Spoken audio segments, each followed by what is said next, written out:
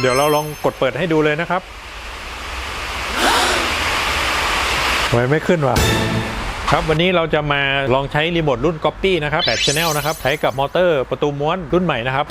นี่นะครับประตูม้วนรุ่นใหม่ถ้าของใครมีลักษณะอย่างนี้นะครับรีโมทลักษณะเดิมเป็นอย่างนี้นะครับเราจะก๊อปให้ดูนะครับว่าใช้ได้ไหมนะครับแล้วก็ขั้นตอนแรกให้เรากดขึ้นกดลงนะครับเป็นการเคลียร์นะครับนี่ครับจะมีไฟกระพริบเร็วๆแบบนี้นะครับอันนี้เป็นการเคลียร์เรียบร้อยนะครับพร้อมที่จะจูนแล้วนะครับ